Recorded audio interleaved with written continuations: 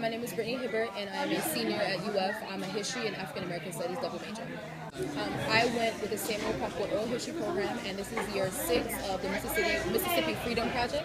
And it's a trip that takes about 10 to 15 students plus all the faculty. We go down to the Mississippi Delta, and we do oral histories of veterans from the Civil Rights Movement, and we also talk to different members of different parts of the cities that we go to. Like we've been to Glendora, Rosedale, Sumner, Mississippi, Macomb. So we've done a little bit of traveling in the Delta, which is cool. So we get to talk to people in all of those stops that we make. I got to talk to Dr. Umoja Akinyele, and he's an amazing author and civil rights activist himself. I personally got to interact with Margaret Block, who is a civil rights activist herself. She's still alive, and she's still in the Delta now, and she's just amazing.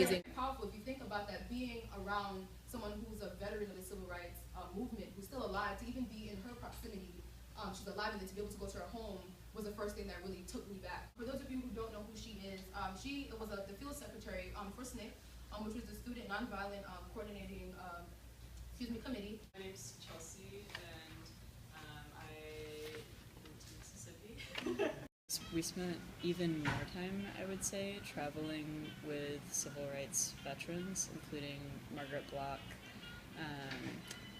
Professor Akinyele Umoja, who I talked about last night in my presentation, people like that who are some elders in the movement and know a lot more than we do. Just kind of traveling with them through. We did a bunch of driving tours where we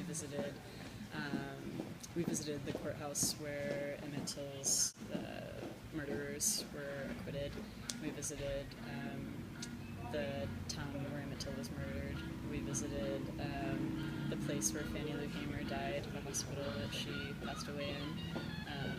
Bessie Smith passed away in the same hospital. So just places where a lot of kind of interesting figures from the movement had been, and on those tours had elders from the civil rights movement kind of explain to us what went down there, which is oral history, because we're just driving around having people point, that house was bombed by the KKK, Pastor so-and-so was shot right there. We put snipers on the roof of that church to keep them from bombing it, really cool stories that you couldn't get that in a history book.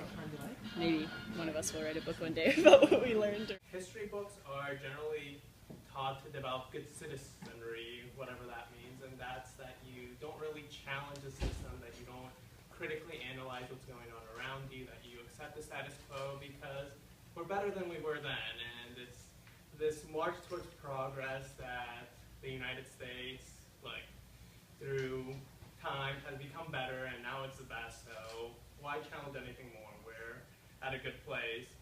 That it wasn't just Rosa Parks not giving up her seat on the bus, and then Martin Luther King saying the "I have a dream" speech, and now everything's great. It's taught like this, you can kind of understand how such a diluted sentiment could come forward when it's just progress, and now everything's fine.